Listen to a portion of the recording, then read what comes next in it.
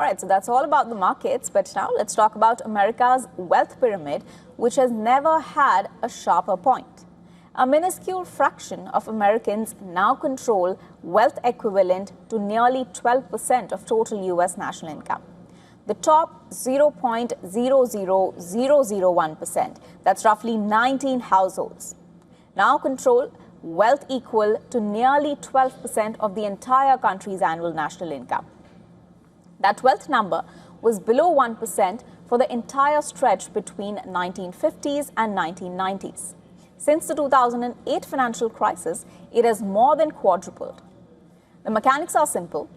Assets, not wages, now drive American fortunes. Since the 1980s, the value of stocks, real estate, and private enterprises has significantly outpaced wage growth, a dynamic further amplified by the tech sector's network effects and the AI boom. The numbers on the ground are staggering.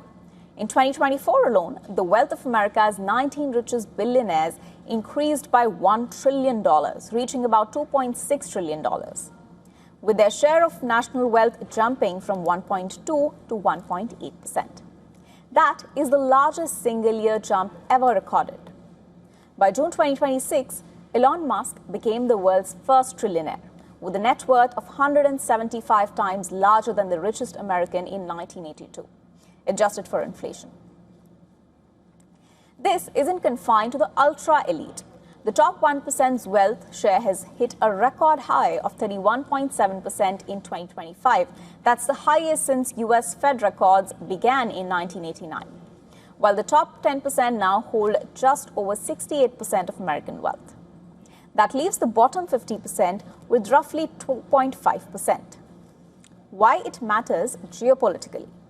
Now, this concentration fuels populist backlash on both the left and right, complicates Federal Reserve policy on asset bubbles, and raises questions about whether AI-driven productivity gains will ever reach labor markets. Analysts note that this reflects the economy's broader shift towards asset ownership as the primary wealth-generating mechanism over wages. Markets reward capital. Washington's tax code hasn't caught up. That gap is now defining the story of America's inequality.